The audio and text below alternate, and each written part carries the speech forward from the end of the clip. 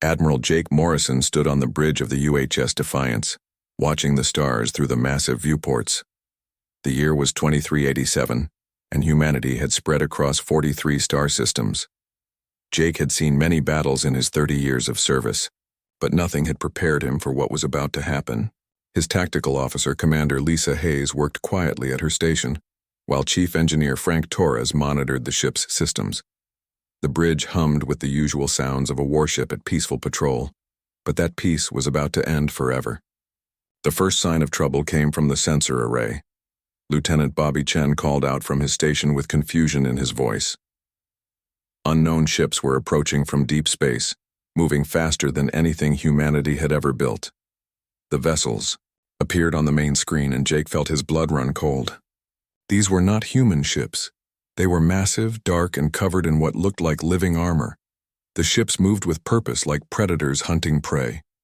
Within minutes, more ships appeared, dozens of them, then hundreds. They formed a perfect battle formation that spoke of countless victories and absolute confidence. Jake had never seen anything like it. The alien vessels were beautiful in a terrifying way, with curved hulls that seemed to bend light around them. Energy patterns danced across their surfaces like living things. Commander Hayes turned to Jake with worry on her face. The alien fleet was not responding to any communication attempts. They simply moved closer, their formation never breaking. Jake ordered all human ships in the system to fall back to defensive positions, but he knew it was probably useless. Whatever these aliens wanted, they were clearly prepared for war. The answer came soon enough.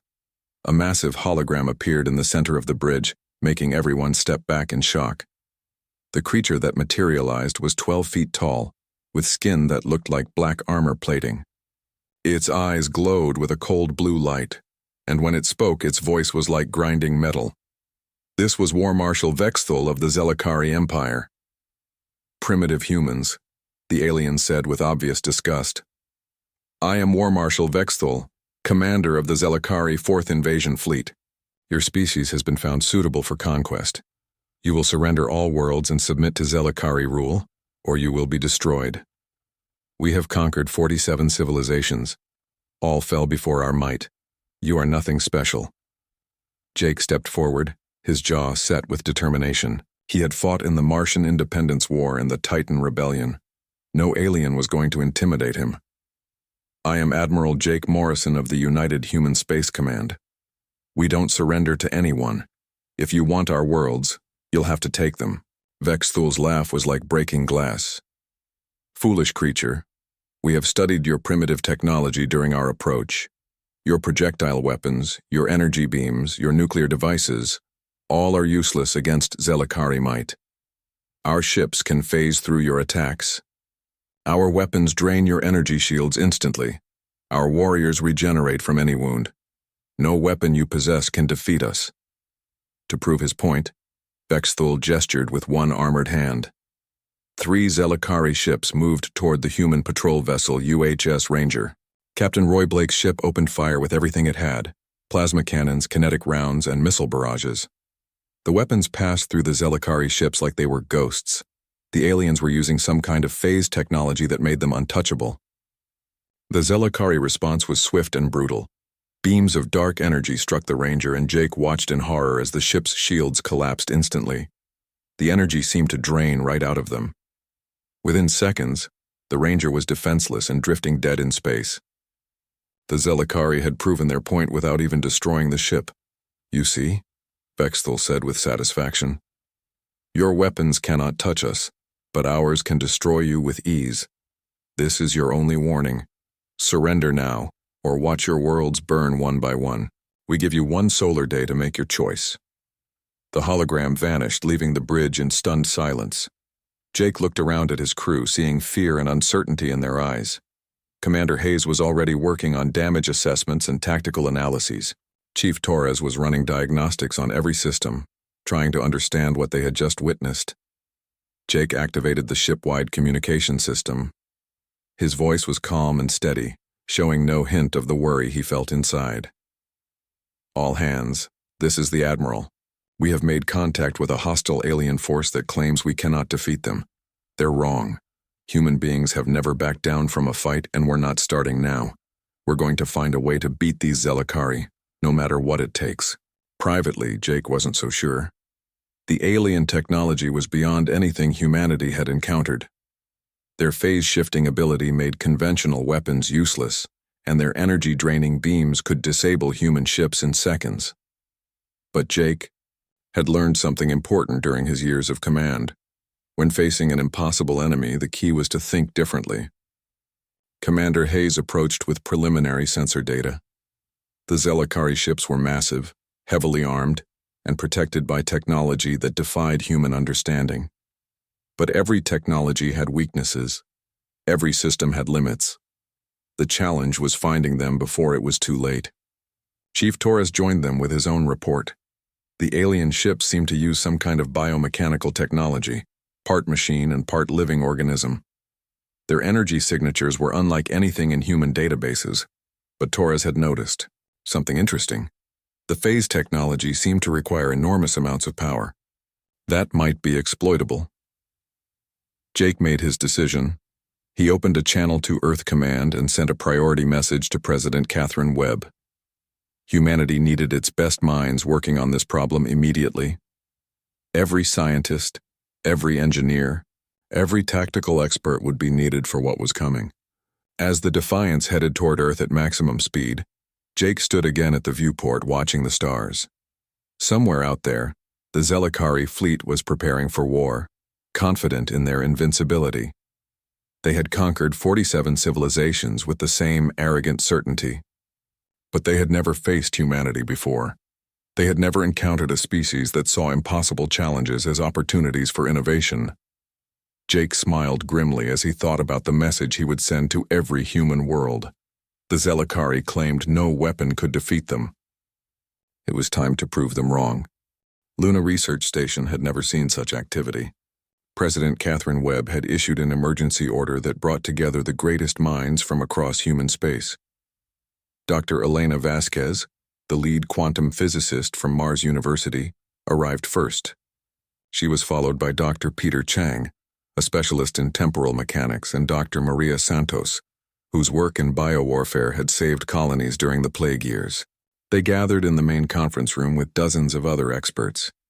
All called for one purpose: to find a way to defeat the impossible. Dr. Vasquez stood at the head of the table, looking at the assembled scientists and engineers. She had spent the last 18 hours analyzing every scrap of data from the encounter with the Zelakari ships. The recordings showed weapons that passed through solid matter, energy beams that drained power instantly, and technology that seemed to violate basic physics.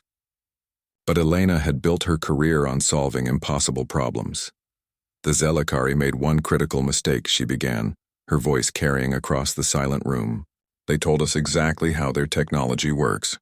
Phase shifting through attacks, energy draining, biological regeneration. These aren't mysterious alien powers. They're advanced applications of known physics. And every physical law has exceptions. Dr. Chang leaned forward with interest. As a temporal physicist, he understood better than most how exotic technologies could seem impossible until you found the right approach. Their phase technology probably works by shifting their ships slightly out of normal space-time. That's why conventional weapons pass through them. But what if we could hit them while their phase shifted? The room buzzed with excitement as the implications became clear. Sally Duncan, the chief weapons engineer from the Mars Defense Corps, was already taking notes. If we could develop projectiles that exist in multiple dimensional states simultaneously, they could hit the Zelakari ships regardless of their phase status. Dr. Santos added her own insight from studying the biological aspects of Zelakari technology. Their regeneration ability suggests biomechanical integration. Their ships might actually be partially alive. That opens up possibilities for biological attacks that their technology isn't designed to handle. President Webb watched from the observation deck as her best people worked through the night. She had authorized unlimited funding for what they were calling Project Retribution. But she knew money wouldn't solve this problem. Only human ingenuity could find a way through the Zelakari's seemingly perfect defenses. The first breakthrough came from Dr. Vasquez's quantum mechanics team. Working with exotic matter samples from the Jupiter mining stations, they developed a prototype weapon that used quantum entanglement principles. Instead of firing projectiles through space, the weapon would create quantum-entangled particles that would instantly appear inside enemy ships. There was no travel time, no trajectory to intercept. The weapon simply materialized at the target location. Captain Roy Blake volunteered to test the prototype aboard his modified frigate, the UHS Ghost Runner. His ship had been refitted with the experimental quantum weapon system, along with enhanced sensors to study Zelakari technology in action. Blake was a veteran of dozens of combat missions, but this would be unlike anything he had ever attempted. Meanwhile, Sally Duncan worked with metallurgist Dr. Carl Weber to solve the phase-shifting problem from a different angle. They developed adaptive kinetic projectiles, bullets that could analyze their target in real time and modify their molecular structure accordingly. When the projectiles encountered a phase-shifted target, they would automatically adjust to exist in the same dimensional state. The weapons used advanced nanotechnology to restructure themselves during flight. Each bullet contained millions of programmable molecules that could become solid, energy, or something in between. The projectiles were smart enough to adapt to whatever defensive system they encountered.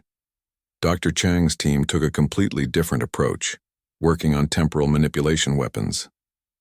If the Zelakari ships existed partially outside normal time, then weapons that affected the flow of time itself might be effective.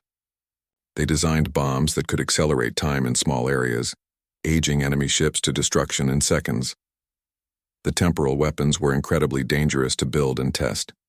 Even small mistakes could create paradoxes or time loops that might destroy entire star systems. But Chang's team worked with careful precision, knowing that desperate times called for desperate measures. 3 weeks after the Zelakari ultimatum, Captain Blake's ship encountered a Zelakari scout vessel near the asteroid belt. The alien ship immediately activated its phase-shifting technology, becoming translucent and ghostly. Previous human weapons had passed harmlessly through such targets, but Blake's quantum entanglement mines were different. They didn't need to travel through space or penetrate defenses. The weapons simply appeared inside the Zelakari ship's hull, detonating simultaneously in the engine room, weapons bay, and command center. The alien vessel shuddered, its phase-shifting failed, and it became solid just in time for Blake's adaptive projectiles to tear through its armor. The destruction of the scout ship sent shockwaves through both fleets. For the first time in their history, the Zelakari had lost a vessel in combat.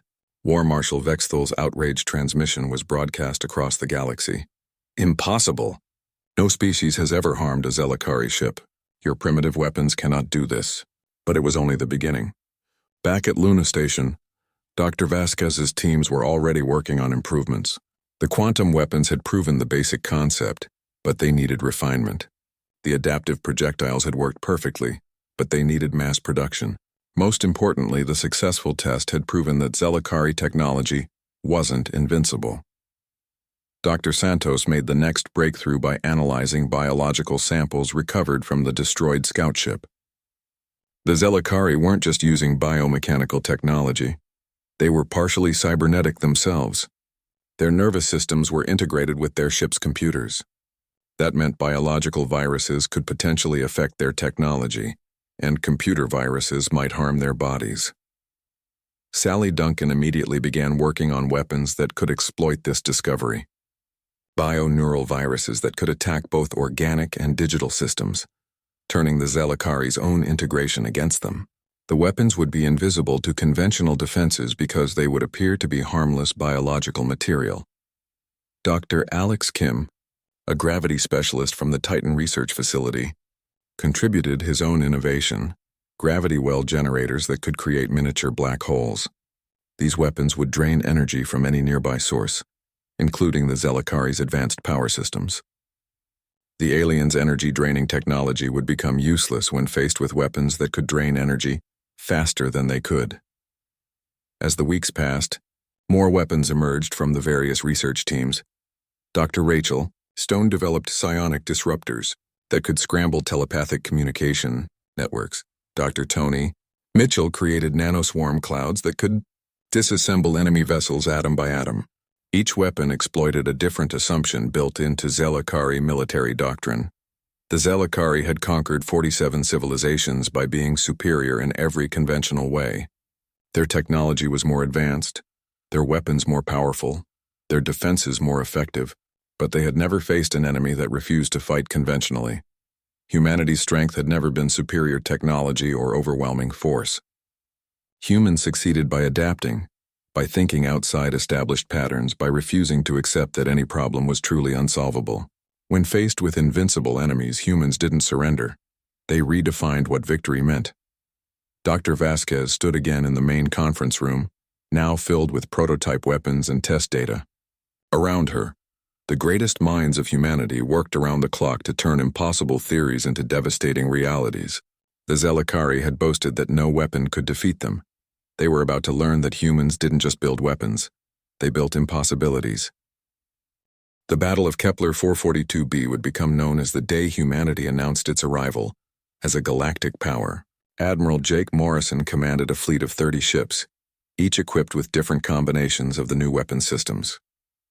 The vessels looked ordinary from the outside, but inside they carried technology that would have seemed like magic just months before. Commander Lisa Hayes coordinated the complex attack patterns from the UHS Defiance's tactical center. Each weapon system required different timing, different approaches, and different targets. The quantum entanglement mines needed precise positioning. The adaptive projectiles required clear firing solutions.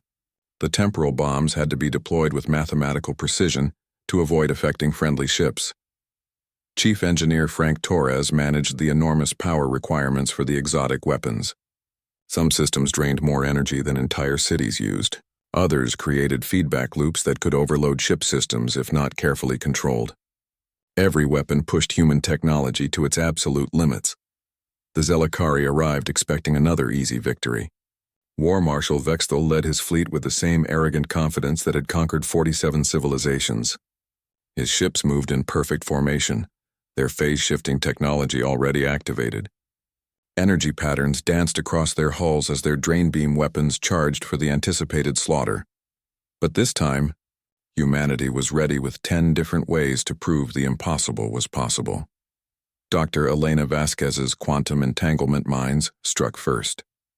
The weapons materialized inside Zelakari engine rooms without warning, their explosions tearing through vital systems before the aliens could react. Ships that had seemed untouchable suddenly found themselves crippled and vulnerable. Sally Duncan's adaptive kinetic projectiles followed immediately.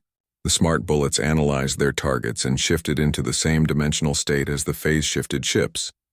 Zelakari vessels that thought themselves safe behind their exotic defenses suddenly found their hulls being torn apart by weapons that shouldn't have been able to touch them. Dr. Peter Chang's temporal displacement bombs created pockets of accelerated time around enemy ships. Hulls aged centuries and seconds, turning advanced alloys into rust and dust. Entire vessels simply crumbled as time itself became a weapon against them. Dr. Maria Santos's bioneural viruses infiltrated Zelakari computer systems through their organic components. The aliens' greatest advantage, the integration of biological and technological systems, became their greatest weakness as the viruses turned their own ships against them. Dr. Alex Kim's gravity well generators created miniature black holes that drained power faster than the Zelakaris. Systems could compensate. Ships that relied on energy draining weapons found themselves powerless as their own energy was pulled into artificial singularities. Dr. Rachel Stone's psionic disruptors scrambled the telepathic networks that the Zelakari used for fleet coordination. Ships that had moved in perfect formation suddenly found themselves isolated and confused, unable to communicate with their allies. Dr. Tony Mitchell's nanoswarm clouds engulfed enemy vessels like living fog. The microscopic machines worked with terrifying efficiency, taking apart Zelakari ships atom by atom and using the materials to build more of themselves. Dr. Linda Park's probability cascade torpedoes altered quantum probability fields around their targets. Systems that should have worked perfectly suddenly suffered catastrophic failures as the basic laws of chance turned against them. Dr. Steve Collins's dimensional anchor bombs locked enemy ships in normal space, preventing them from phase shifting to safety. Trapped in conventional dimensions, the Zelakari vessels became vulnerable to every other weapon in the human arsenal. Dr. Amy Rodriguez's emotional resonance weapons exploited psychological vulnerabilities that the Zelakari had never acknowledged. The proud warrior race found themselves paralyzed by artificial fears and doubts that their technology couldn't defend against. The battle lasted only 43 minutes, but it changed the course of galactic history. When the weapons fire finally stopped, the Zelakari fleet was either destroyed or fleeing in panic. Not a single human ship had been lost. War Marshal Vexel's transmission crackled with disbelief and rage. "This is impossible. Your species cannot possess such weapons. We are the Zelakari. We are invincible." Admiral Morrison's response was calm and matter-of-fact. "You said no weapon could defeat you. We built 10 that proved you wrong. Would you like to see what we're working on next?" The psychological impact of the victory rippled across the galaxy, faster than the news of the battle itself. The Zelakari Empire, which had seemed unstoppable for centuries, had been humiliated by a species they had dismissed as primitive. Other civilizations that had been conquered or threatened by the Zelakari began to hope for the first time in generations. But humanity wasn't finished with innovation. Dr. Vasquez's teams immediately began combining weapon systems in ways that multiplied their effectiveness. Quantum temporal mines that phased into enemy ships and then accelerated time around their detonation points. Bio-nanoviruses that created self-replicating digital organisms capable of turning enemy computers into weapons against their own crews. Captain Roy Blake, now promoted to Commodore, led deep strike missions into Zelakari space with ships carrying integrated weapon systems. The modified vessels could deploy multiple exotic weapons simultaneously, creating devastating combination attacks that overwhelmed any defense. The Zelakari tried to adapt, but every countermeasure they developed was met by new human innovations. When they developed shields against quantum weapons, humans created quantum-entangled shields that turned the protection against itself. When they tried to isolate their computer systems from biological attacks, humans developed hybrid weapons that worked through quantum uncertainty rather than biological infection. Each human victory brought new technological breakthroughs. Captured Zelakari equipment was reverse-engineered and improved upon. Human scientists didn't just copy alien technology. They found ways to make it better, faster, and more effective than the originals. Dr. Santos made a particularly significant discovery when studying captured Zelakari warriors. Their regeneration abilities weren't magical. They were based on advanced nanotechnology that repaired damage at the cellular level. But the nanobots could be reprogrammed, turned from healers into destroyers with the right viral code. The Zelakari's energy-draining technology was similarly decoded and improved. Human ships began mounting drain beam weapons that were more efficient than the originals, capable of completely shutting down enemy vessels in seconds rather than minutes. Most importantly, human weapons continued to evolve during combat. The adaptive systems learned from each encounter, automatically upgrading themselves to counter new Zelakari tactics. Every battle made human weapons smarter and more effective. The 10 weapons that had won the Battle of Kepler 442b were just the beginning. Each system spawned dozens of variations and improvements. The quantum mines evolved into quantum torpedoes that could strike multiple targets simultaneously. The adaptive projectiles became self-modifying missiles that could change their entire structure mid-flight. Zelakari commanders found themselves facing an enemy that grew stronger with each engagement.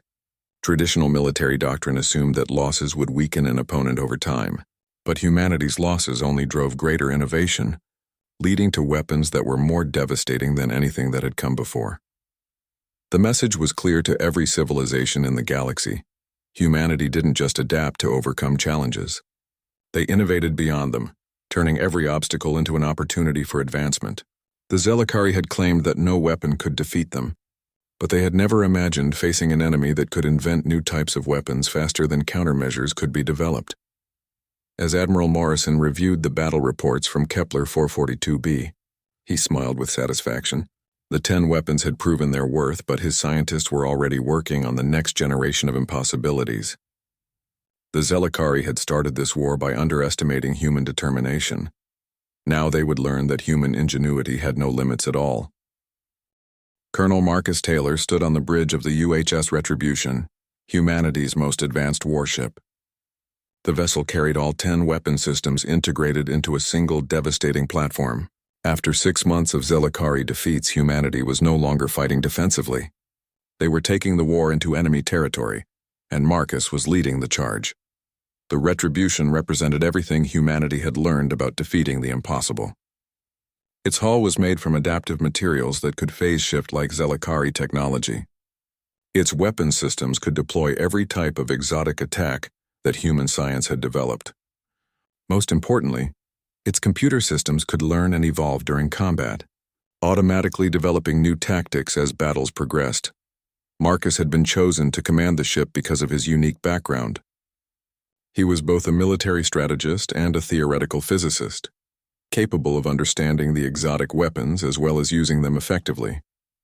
His crew was handpicked from the best specialists in human space, each one an expert in technologies that hadn't existed a year earlier.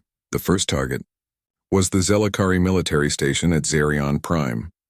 The massive facility had been built to support the conquest of dozens of star systems. It was protected by the most advanced defenses in the Zelakari arsenal, including experimental weapons that had never been tested in combat.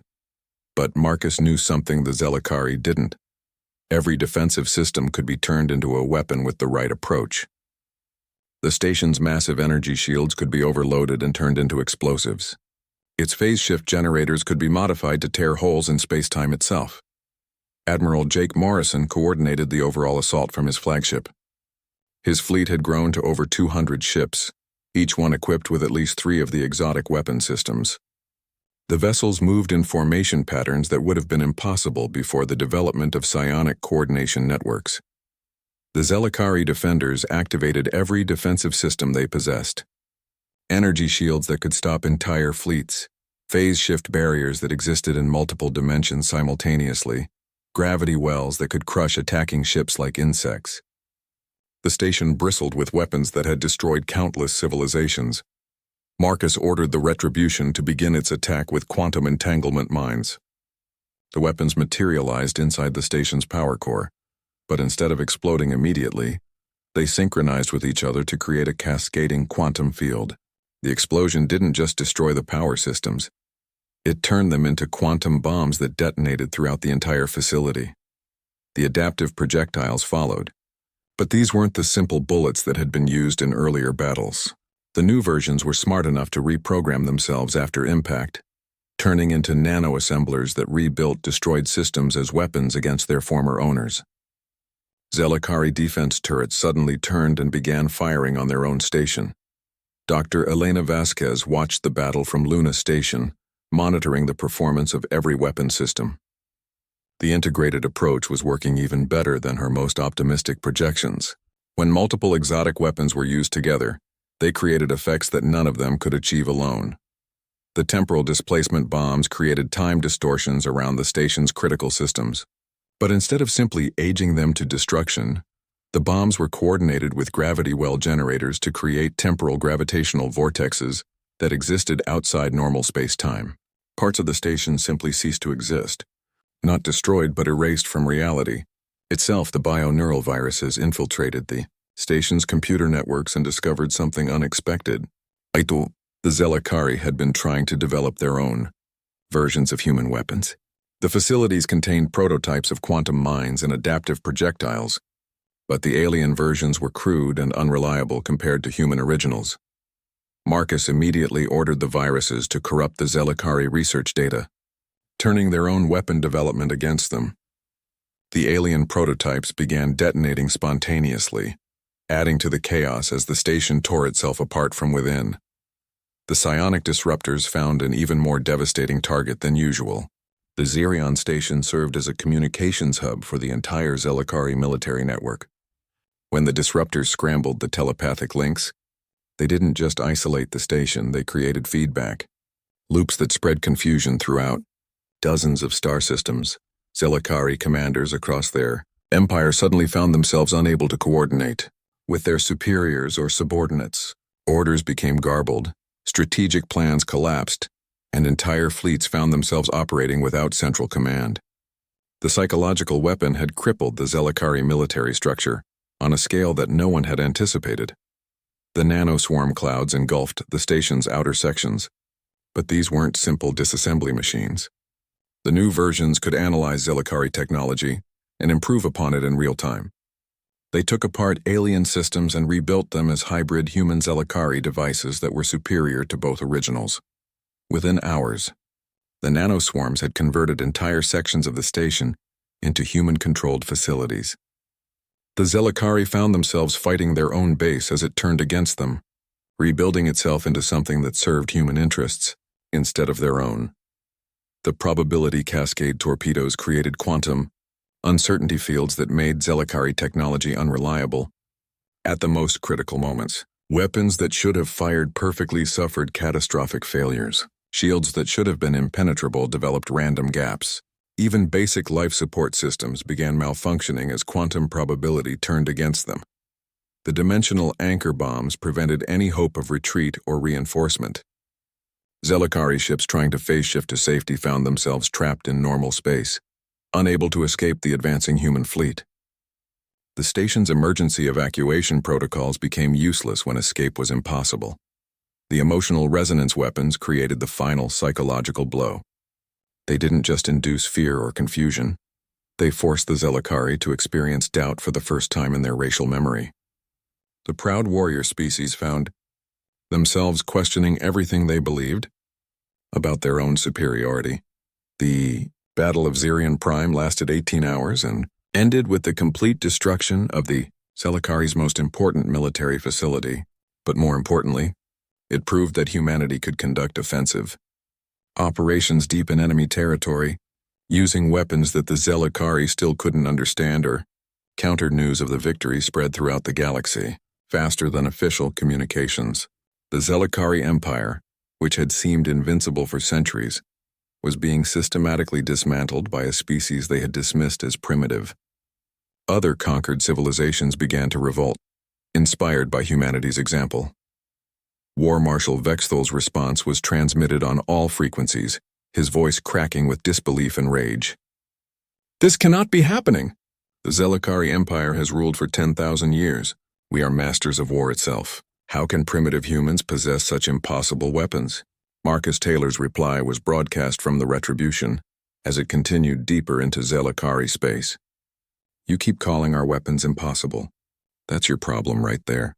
Humans don't believe in impossible. We just believe in things we haven't figured out yet."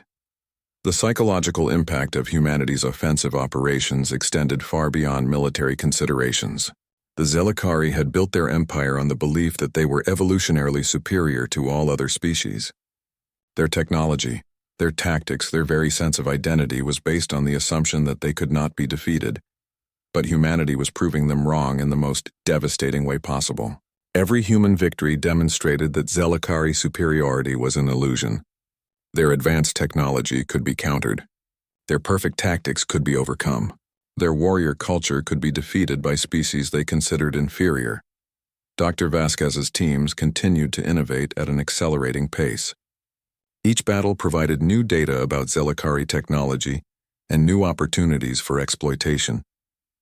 The 10 original weapons had spawned dozens of variations, each one designed to exploit specific weaknesses in enemy systems. The Retribution itself became a testing ground for the most advanced human technology. New weapons were installed and tested during combat missions. The ship's adaptive systems learned from every engagement, becoming more effective with each battle. Marcus found himself commanding not just a warship, but a mobile laboratory where human ingenuity was constantly creating new impossibilities. His crew included scientists who could develop new weapons during battle, and engineers who could install them while under fire. The Zelakari tried desperately to adapt to human tactics, but every countermeasure they developed was met by new innovations that made their efforts worthless. They were fighting an enemy that evolved faster than they could respond, becoming more dangerous with each encounter. As the Retribution approached its next target, Marcus reviewed the tactical reports with satisfaction. The tide of war had not just turned. It had become a tsunami of human innovation that was washing away everything the Zelakari thought they knew about warfare. The aliens had boasted that no weapon could defeat them. Humanity had built 10 that proved them wrong, and they were just getting started.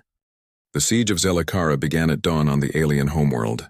The massive planet hung in space like a dark jewel. protected by defensive systems that had never been tested in serious combat. For 10,000 years, no enemy had ever reached the heart of the Zelakari Empire. Today, that perfect record would end. War Marshal Vexthul stood in his command center, surrounded by the greatest warriors of his species. The Immortal Guard, genetically enhanced soldiers who had never known defeat, prepared for their final battle. Around the planet, every ship in the Zelakari fleet took defensive positions. This was their last stand. Admiral Jake Morrison commanded the human assault from the bridge of the UHS Vindication, a massive battleship that represented the absolute pinnacle of human military engineering. The vessel was 3 times larger than any previous human warship, and its integrated weapon systems could deploy all 10 exotic technologies simultaneously in coordinated attacks. Dr. Elena Vasquez had spent months designing the Vindication's weapons integration protocols. The ship didn't just carry multiple weapon systems, it combined them into something entirely new.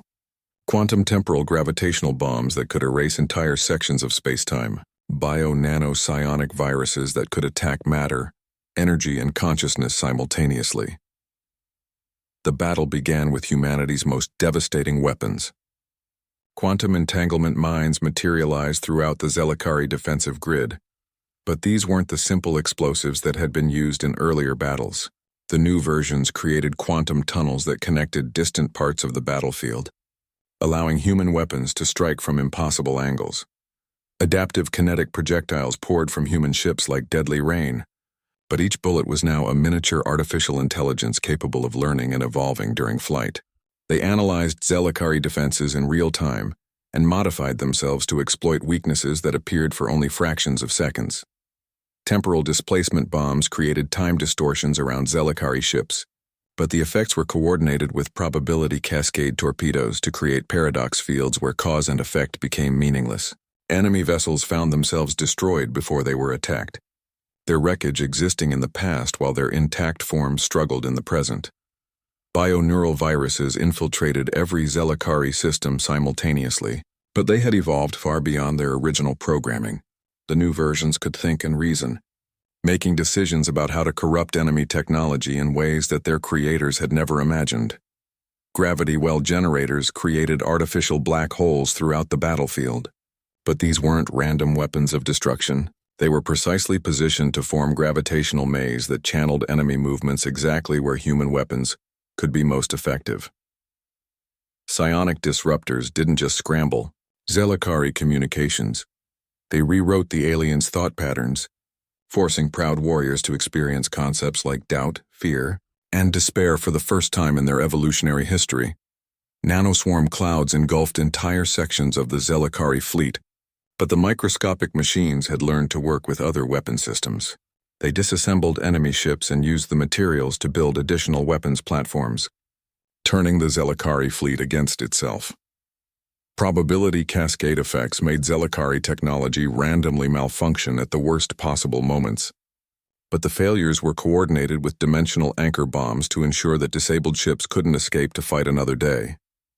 Dimensional anchors prevented retreat and reinforcement, but they also created stable platforms for the deployment of even more exotic weapons that required precise spatial positioning.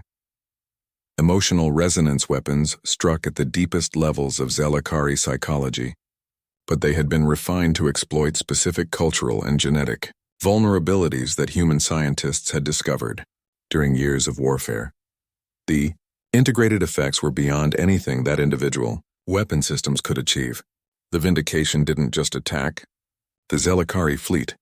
It systematically dismantled the very concepts that Zelakari military doctrine was based upon. Vexthul watched in horror as his invincible fleet was torn apart by weapons that violated every principle of warfare his species understood. Ships that should have been untouchable were destroyed by attacks that seemed to come from everywhere and nowhere at once.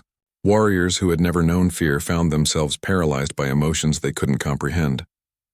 The battle lasted exactly 47 minutes. When the weapons fire finally stopped, the Zelakari fleet existed only as scattered debris and confused survivors. Not a single human ship had been damaged. The impossible had become inevitable. Facing the complete annihilation of his species, Vexthul transmitted an unconditional surrender on all frequencies. The proud war marshal who had once boasted of Zelakari invincibility now begged for mercy from the primitive humans he had dismissed. Admiral Morrison accepted the surrender with the same calm dignity he had shown throughout the war. There was no gloating, no celebration of victory. Humanity had proven its point. They were not cruel conquerors, just a species that refused to be conquered. In the aftermath of the battle, Vexthul requested a private communication with Morrison. The alien commander appeared on the human ship's view screen, his proud bearing broken by defeat and confusion. "How did you do this?" Vexthul asked, his voice barely above a whisper. "How did a primitive species develop such impossibilities? We studied your technology. We analyzed your capabilities. Nothing you possessed should have been able to harm us." Morrison's reply became legendary throughout the galaxy. "You assumed there were limits to what weapons could be. Humans don't believe in limits. We believe in challenges to overcome. You told us no weapon could defeat you, so we built 10 that proved you wrong. If you had told us no 100 weapons could defeat you, we would have built 1,000. The surrender of the Zelakari Empire sent shockwaves throughout the galaxy that continued for decades. Advanced civilizations that had observed the war suddenly found themselves reconsidering their own military capabilities and diplomatic strategies. If the mighty Zelakari could be defeated so completely, what did that mean for everyone else? Other species that had been conquered or threatened by the Zelakari began to assert their independence. The empire that had ruled through fear and superior technology crumbled as subject worlds declared freedom and former enemies sensed weakness. But humanity's impact extended far beyond military considerations. The exotic weapons that had defeated the Zelakari were adapted for peaceful purposes. Quantum tunneling technology revolutionized transportation. Temporal manipulation systems enabled unprecedented scientific research. Bio-neural integration created new forms of artificial intelligence.